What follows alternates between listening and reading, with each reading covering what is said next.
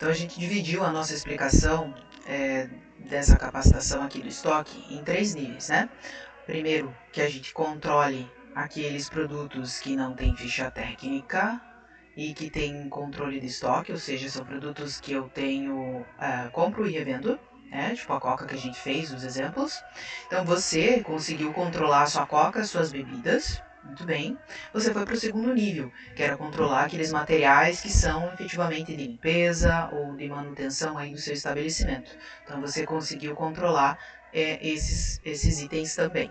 Agora no terceiro nível, a gente vai para o controle dos produtos que têm ficha técnica e o controle deles efetivamente é feito pelos insumos que estão vinculados a eles nas fichas técnicas, né? Então, se a gente verificar aqui, ó, vamos lá nos nossos produtos de venda e a gente vai identificar aqui, ó, que existem, por exemplo, esse chocolate quente com chantilly, né?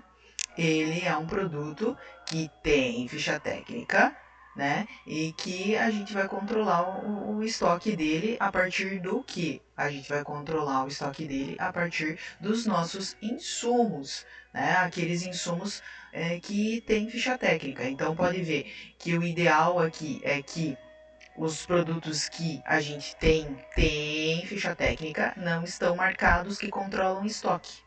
Né? Então, todo mundo que tem ficha técnica aqui, que é produto de venda, não controla o estoque na marcação. E sim tem ficha técnica. Por onde que a gente vai controlar o estoque desses produtos de ficha técnica? A gente vai controlar pelos insumos. Então, nós vamos precisar arrumar as configurações dos produtos de insumo agora, porque eles representam todos os elementos que contemplam as nossas fichas técnicas, certo? Então, aqui na aba de cadastro, suprimentos, produtos, aqui nós estamos filtrando por venda, nós vamos mudar para insumos. E aqui, por padrão, a descrição do produto, ela já está como insumo, e olha que interessante, como que facilita a sua vida se você colocar, por exemplo, como que você controla o seu abacaxi. Você controla por unidade que você utiliza dele. Assim também, por exemplo, a abóbora é um insumo que eu controlo por quilo. Então, o ideal é que você faça as descrições dos produtos que são insumo, né? E coloque a unidade de medida na lateral aqui na descrição. Facilita muito sua vida para você entender como que você controla, né? Então você pode ver que agora no nosso produto insumo aqui, todos eles controlam estoque, né? E todos eles, no caso, não tem ficha técnica. É um produto que eu vou usar dentro de uma ficha técnica do produto de venda, né? Então eu preciso verificar aqui dentro desses produtos algumas configurações. Então preciso marcar que todos eles controlam estoque e que todos eles não têm ficha técnica, né? Então ele é um produto insumo. Aí vamos vir aqui no editar. E aí, claro, tá a descrição, tá ativo. E aqui na aba de controle de estoque, ó, tá marcada a unidade de medida que eu vou controlar o nosso produto abacaxi é por unidade. E essa informação de não controla CMV na contagem, ela precisa estar marcada. E aqui eu vou especificar qual é a categoria desse produto, né? Então a gente especificou as categorias, aqui eu vou vincular a categoria que eu gostaria que ele estivesse vinculado, né? Então esse insumo é um hortifruti. Então ele está na categoria de hortifruti. Muito bem. Então aqui controlo estoque, a unidade de medida, ok, muito bem. Salvei. E aí todos os produtos que contemplam o elemento abacaxi unidade, então o abacaxi vai estar dentro de algum produto de venda. Então o que você precisa fazer é verificar todos os itens que são insumos, se está marcado controle estoque ficha técnica e essas configurações aqui de unidade de medida, e você especificar como que vai ser a contagem desse insumo. Então você tem que entender como que vai ser essa contagem. Se é por unidade, né? Nesse caso o abacaxi é por unidade. Assim também como a gente pode olhar aqui, como é que eu controlo, por exemplo, a alface. Eu vou controlar por folha de alface, vai ser muito difícil controlar por folha de alface. Então, a alface aqui eu controlo por quilo. Então, quando ela chega no meu estabelecimento, veio vários pacotes de alface. Eu vou ter que fazer a pesagem dessa alface e aí eu consigo também fazer a pesagem de uma folha de alface para entender quanto que é a representatividade dessa folha de alface. Então, Se eu uso por exemplo, eu tenho um prato em que vai uma folha de alface, ou eu tenho um hambúrguer que vai a folha de alface. Qual é a pesagem dessa folha de alface, né? Então aqui eu coloco a especificação que eu controlo por quilo, né? Mas dentro do meu produto de venda eu vou colocar a quantidade de quilo ou de gramas que vai, né, na nossa alface. Então, eu tenho que fazer essa descrição, assim como a gente já tinha mencionado, né? Que eu tenho que identificar e porcionar quanto que vai em relação aos meus produtos. Mas eu preciso cadastrar efetivamente aqui por unidade de medida, que vai ficar mais fácil de eu controlar, né? Então, aqui eu tenho que efetivamente entender, né, desse processo, né? Ah, Aqui o abacaxi, eu poderia controlar aqui, eu especifiquei por unidade, mas eu poderia também fazer a pesagem dele, né? Se ficasse mais fácil para mim. Então, você que tem que identificar qual é o porcionamento que vai fazer sentido para você, o que fica mais fácil na sua rotina, certo? Então, a partir do momento em que eu entendi aqui o porcionamento, como que eu vou controlar, a gente vai verificar e vai fazer uma simulação com esse insumo de alface aqui. Então agora a gente vai voltar aqui e eu vou cadastrar um produto novo, né? Normalmente o que a gente faz? É muito mais fácil de encontrar um produto que já é parecido. Eu vou fazer um hambúrguer aqui, produto que já é parecido, e fazer uma clonagem. Então eu vou clonar esse produto, em hambúrguer aqui, por exemplo, e aí vou mudar aqui, fazer burger test, burger mogo, vamos colocar aqui. Burger Moco. E aí, claro, eu vou ter que identificar o preço que eu vou querer vender, né? Então é interessante que eu possa verificar a formação de preço dele posteriormente. Então aqui, vamos dizer que ele vai ser R$ 25. Subgrupos vai estar, vou deixar aqui em sanduíches, por exemplo, né? Aí é importante a gente clonar, porque normalmente o que ele pega, né? Com essa especificação da clonagem, ele já vai puxar qual é a impressora que vai estar imprimindo, as configurações padrões que estão aqui, né? O código de barras, nesse caso aqui, tem gente que tem gente que não tem. Então, se eu tiver, eu tenho que especificar o código de barra específico para ele, né? Nesse caso aqui eu vou tirar, senão ele não vai salvar, né?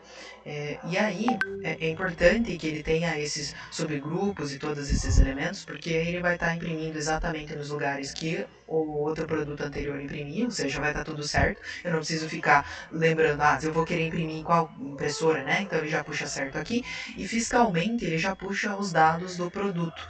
O importante aqui é sempre olhar para esses dados fiscais, né? Entender e confirmar com a sua contabilidade, efetivamente, se é essa a informação fiscal. E é importantíssimo aqui, até vou reforçar, que você sempre peça para ter o contador dar uma olhadinha nos teus cadastros de produto, identificando essa parte fiscal. Por quê? Né? Um alerta aqui. Tem muitos produtos que às vezes tem isenção de ICMS, tem algumas especificações, né, de porcentagens, que às vezes, à medida em que você cadastra aqui uma informação fiscal, você vai estar recolhendo imposto errado lá, ou você vai estar recolhendo mais, você vai recolhendo menos. Então, às vezes, essa verificação, exportar os produtos, a lista de produtos que você tem aqui, faz muito sentido. Exportar as listas de produtos de venda para o Excel e mandar lá para o teu contador conferir. Tá todo certo a minha configuração fiscal de todos esses produtos? Porque, por exemplo, né, a bebida tem uma tributação diferente do que é vendido de comida, né? Se você vende cigarro também, por exemplo, né? Então bebida, cigarro tem uma tributação totalmente diferente, né? Também tem as informações dos produtos alimentícios. Tem NCM, tem toda uma configuração fiscal por trás disso. Então é importantíssimo você mandar para o teu contador olhar. A MOL normalmente não se responsabiliza por essa informação fiscal, né? Por quê? Porque a informação fiscal depende exatamente do teu contador olhar isso aqui. Então, dá uma olhadinha, confere com o teu contador, né? As informações elas estão aqui. Eu estou replicando, por exemplo, desse hambúrguer aqui, mas é sempre importante dar uma olhada e reforçar com o contador, tá? Já aproveitando o ensejo aqui. Então aqui a gente tem as informações, elas clonam, né? Então eu copio e colo aqui, né? Então é importante que eu olhe essas configurações fiscais. Por mais que eu estou clonando, tem alguns adicionais que eu posso, por exemplo, do produto. Nesse aqui eu posso colocar uma maionese ou não, eu posso colocar um pepino ou não, eu posso ir adicionando produtos que vão contemplar esse produto ou não. E aí vou colocando o valor, né? Mas o importante aqui é também entender aqui, né? Da aba principal, eu mudei o nome e estou usando os dados aqui, mas o que a gente queria efetivamente é aqui na parte de estoque, né? Então aqui eu tenho, aqui eu posso, ó, eu copiei do outro lá, ele está pedindo, eu tenho um custo médio aqui, mas ele é do outro produto. E eu não quero que ele puxe o custo médio daqui, eu quero começar a ter um produto novo. Então, se eu quiser habilitar esse campo e zerar, eu preciso habilitar e aí aqui eu venho e coloco zero. Aí ele vai deixar, entendeu? Então, nesse produto aqui, ele é um produto burger, né? Ele já tá vindo com aquela configuração correta lá, de que ele tem ficha técnica e não controla o estoque, então tá marcado aqui. Aqui a gente usa, aqui, ó, o local de entrada, ele tá sem o local de entrada, então o local venda, né? A gente usa sempre esse local venda. Então, unidade de medida padrão, eu posso especificar que eu vendo por unidade de medida padrão. Ou unidade aqui, né? Eu vou deixar a unidade de medida padrão para ele. Mas o que é importante para o controle de estoque? Todos os elementos que contemplam a ficha técnica desse produto, né? Então aqui a gente está vendo que o que contemplava a ficha técnica do produto Mignon Burger era tudo isso aqui. Mas eu não vou querer tudo isso aqui, né? Então eu vou querer... eu vou tirar o pão aqui. Pode ver que os insumos, a gente tem alface aqui dentro já, ó, né? Então eu quero queijo, eu tenho pepino, que ele já vem, né, específico aqui. Então é um insumo pepino, ele já vem específico aqui. Eu posso adicionar ele como um elemento aqui, ou pode ser, por exemplo, um adicional do produto. Se eu colocar lá como adicional do produto, ele também vai contabilizar no estoque, se a pessoa adicionar, né? Mas aqui na ficha técnica tem que estar especificando o que contempla esse nosso produto. E por isso é importante que a unidade de medida padrão esteja especificada aqui, né? Então aqui eu vim e coloquei que eu uso queijo mozzarella, então eu vou deixar que eu uso 50 gramas, ele está com a unidade de medida aqui de quilo, e eu fui lá e para porcionar para os meus hambúrgueres, eu pesei que eu uso aquela fatia de queijo que eu coloco no meio desse hambúrguer, ela pesa 50 gramas. Então, eu coloquei aqui a quantidade de 50 gramas. De pepino, eu fui lá e fiz os cortes do pepino, pesei e verifiquei que uso 50 gramas. Então, ele já está proporcionado e contado lá, né? Já está reservado lá o queijo, o pepino, estão no meu freezer, ou na minha geladeira, nessa proporção, né? Então, eu sei que o pepino já está cortado para esses elementos, o queijo é a fatia, eu pesei anteriormente, então é uma média, eu posso fazer uma média que dá 50 gramas, às vezes a fatia dá 51, enfim, né? Mais 49, mas em média dá 50. Então eu proporcionei e coloquei 50. Eu coloco mais uma fatia de tomate, que eu controlo em quilo, mas uma fatia de tomate que eu coloco, ela pesou 30 gramas. A alface eu controlo em quilo, mas ela pesou uma folha de alface pesou 15 gramas, então eu coloco 15 gramas. Aí eu coloco uma maionese, que eu faço uma produção dessa maionese e eu coloco 20 gramas dessa maionese. Ketchup eu também coloco 20 gramas, né? Então aqui eu proporcionei os materiais que eu coloco. Claro, aqui eu posso colocar mais o nosso, posso acrescentar, né? Ou vou vir procurar aqui, eu quero pão. Ó, eu tenho um sumo, eu tenho vários pães aqui, né? E aí eu tenho um insumo pão que eu compro por quilo. Então eu quero o pão de hambúrguer aqui que eu uso por quilo e eu vou usar um pão. Eu posso usar por quantidade de pães. Nesse caso aqui ele está controlando por quilo porque a gente achou melhor controlar por quilo. Mas eu posso usar por unidade, né? Então aqui está por quilo, eu vou incluir o pão aqui. Então, pão aqui não vai ser. Aqui se eu coloquei um, mas não é um, né? Eu vou alterar, então, aqui, para que ele faça a quantidade correta. Eu vou excluir e vou inserir novamente. Então, ó, eu posso fazer isso. Ó, pão, burger. Quanto que pesou o meu pão? Meu pão pesou 100 gramas. 100 gramas pesou meu pão. Então eu vou incluir aqui que é 100 gramas do pão. né? Então, se eu estou proporcionando por quilo, eu vou proporcionar pela quantidade lá que eu uso, certo?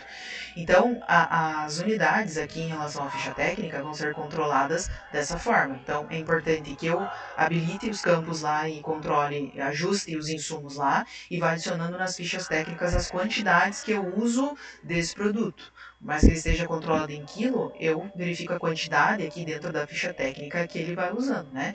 Então, a partir disso, né, eu, quando vou fazendo as entradas do estoque que a gente viu lá, ele vai entendendo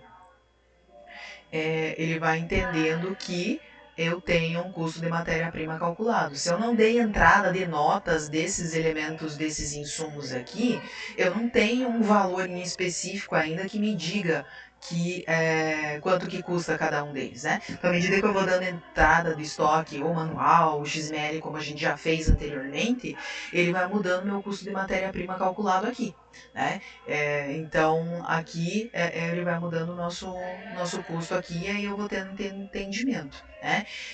Então, do ficha técnica, ele funciona dessa forma, tá? Então, você controla aqui, se a gente salvar, vamos salvar, verifica os campos marcados.